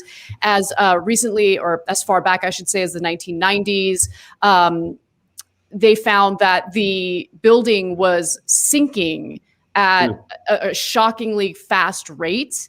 And they didn't do anything about that, right? So the reason why I bring that up is because regulations obviously matter when it comes to building these structures, building infrastructure. There are codes and regulations for a reason. And when Chris Cuomo was covering that story yesterday, he just kept repeating over and over again, this doesn't happen in America. This doesn't happen in America. This doesn't happen in America. It happened in Miami like 5 years ago. A bridge collapsed and killed a bunch of people, in the same freaking city. Yeah. So it does happen in America, but I would argue that with privatizing our infrastructure, it's going to happen more often, right? Mm-hmm. Because again, it's not just that they're going to privatize it and you have these private companies that have a profit motive. What do companies do in response to regulations they don't like that hinder their profits? They lobby to repeal regulations. And I think that that's coming, it's just something that I'm really worried about. Of course. Well, and also so much of our public infrastructure in this country was built between the years of 1933 and 1945. We are just living in the legacy of the New Deal, and we don't it's not recognized as such because there's been such a concerted effort to strip apart the New Deal legacy. But that's so many of our public parks, public infrastructure, roads, bridges, water systems, waste plant systems. So much of that came through the New Deal. It's like staring us in the face of that's when we did it the first time, and maybe we're going to need to do something very similar to do it again. It's the political solution is kind of built into that very obvious fact, but I know you guys all agree with that. Okay, so a bunch of questions coming in. We'll try to get to some of them. God, there's one of them on Gramsci, and I don't know if we're gonna. Let me come back to Gramsci. I'll take Gramsci in a sec. Patrick said, enjoyed this excellent show while smoking a chicken. Solidarity with Anna. I'm moving the show. So she wants. Yeah. Okay. We're gonna take over this joint. We're gonna. Yep. Yeah. I love this show. Which is why I do it. You will not tie us down. Yeah. No, I love this show, which is why, yes, it's tough doing it on a Saturday morning. Someone suggested doing Saturday afternoons. No. no Saturdays, like no Saturdays, no Sundays. Let's find a way to do it like on a Friday. But I love doing it, which is why we're here. There will be things in the future you'll see, and everyone will be happy. I promise. We'll all be happy. You, the audience, will be happy. We're figuring it out. Okay, here's another question. Asking, hello, somebody. Just watched Nina Turner. She had a TYT town hall. And I'm sure you're familiar, maybe not. I know Nina was Bernie's co-chair, but as far as I know, she doesn't generally self-identify as socialist. Is it important to try to get allies to use socialist as a label or to refer to what they're doing as socialism? I've gone back and forth on this a lot. I think that I do think that there is a cost, that there has to be a political cost still. That Bernie kind of the socialism thing probably cost him votes. I don't think that there's any way around it in some way, on some level. But on another level, I mean, you have to get people to think of an alternative to capitalism. I mean, it's so hegemonic that you just have to figure out a way to get people to think an alternative. So, sort of a surrender on the front end seems wrong. I mean, I saw the video that everyone shared of India Walton, who was going to become the mayor of Buffalo, kind of responding to that question. I thought very effectively, and I think that in anything in life, if they're going to call you that anyway, and you are that, backing away from it or hiding from it just makes you look weak, and that voters also kind of respond to that feeling. Like, I find the argument persuasive that Andrew Yang kind of his candidacy kind of started collapsing in New York when he started kind of seeming to whiffle waffle on a bunch of stuff, whether like, even if the thing that he's saying is like unpopular or whatever, like voters on some level respect like a guy who just kind of sticks to his guns on some level, Totally. And being seen as a waffler is like the worst thing you can do. I mean, there's people who are wafflers who are very effective at not seeming like wafflers. That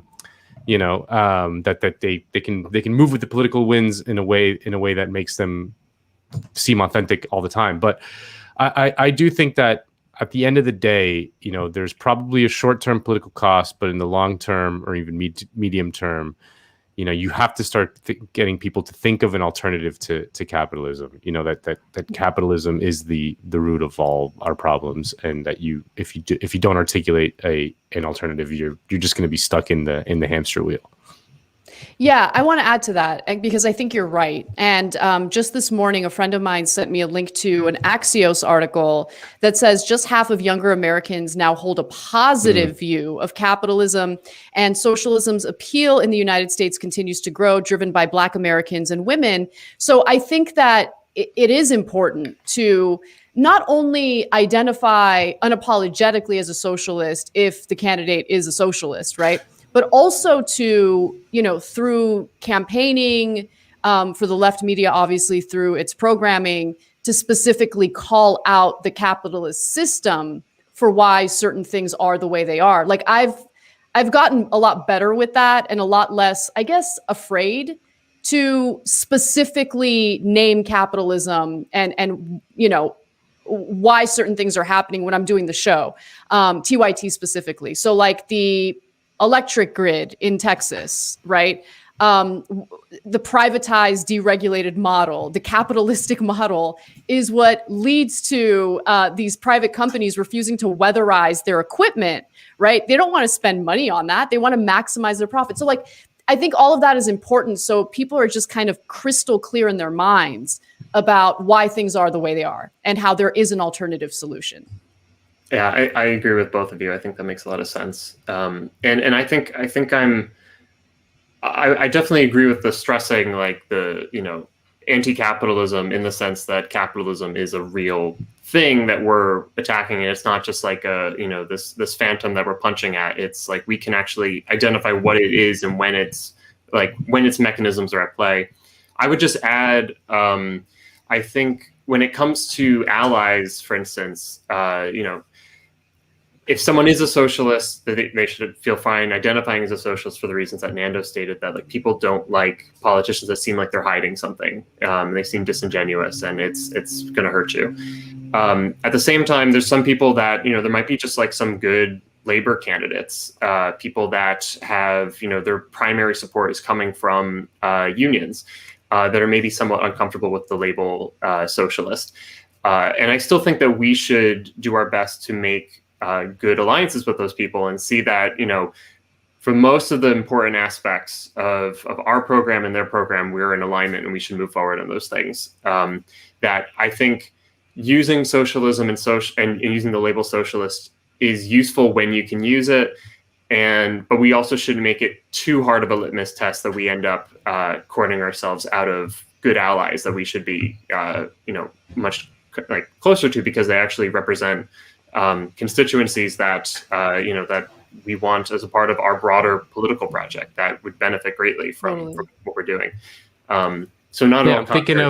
I'm thinking of the young socialists that flocked to Ed Markey to stave off that awful Kennedy guy with who like drools and is probably like just yeah.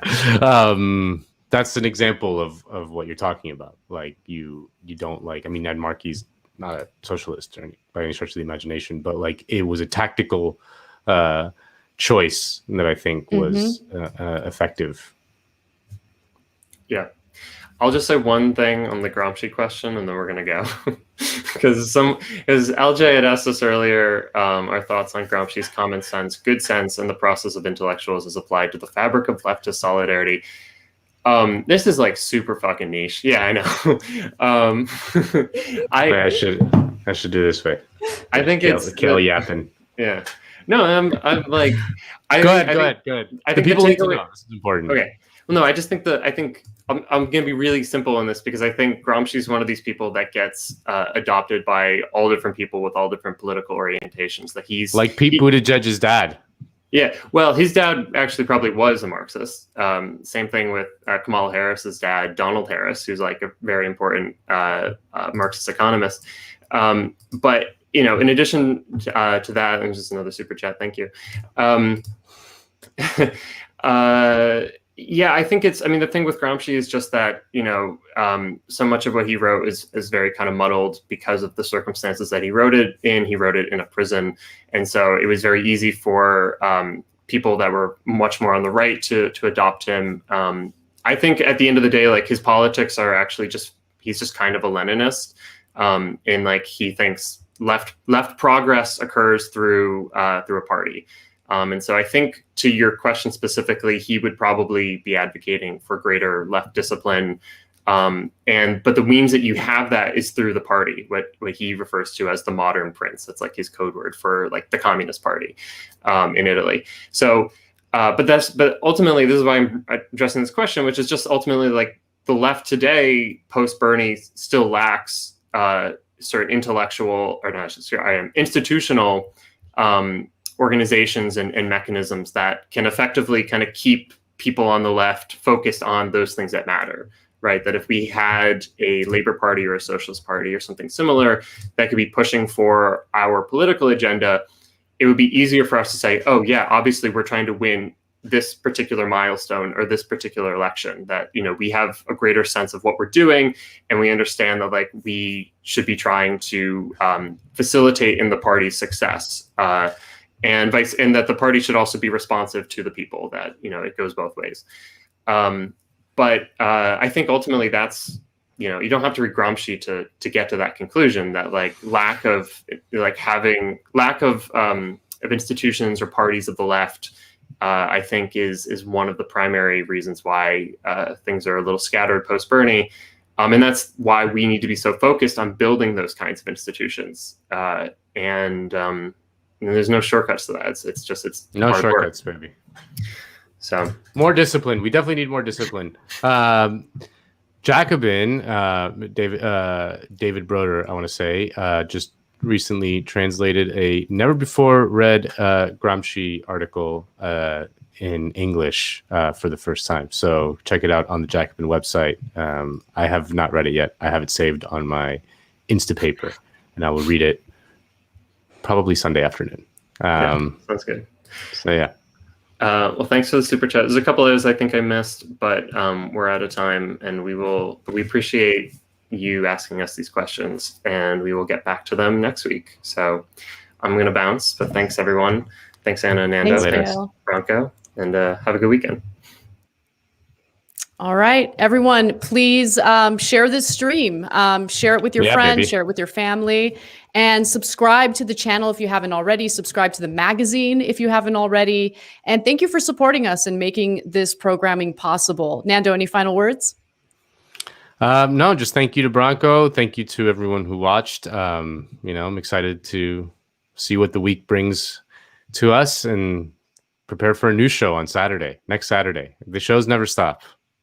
They never stop, and we love doing it. Thank you, everyone. Have an awesome weekend. We'll see you next week.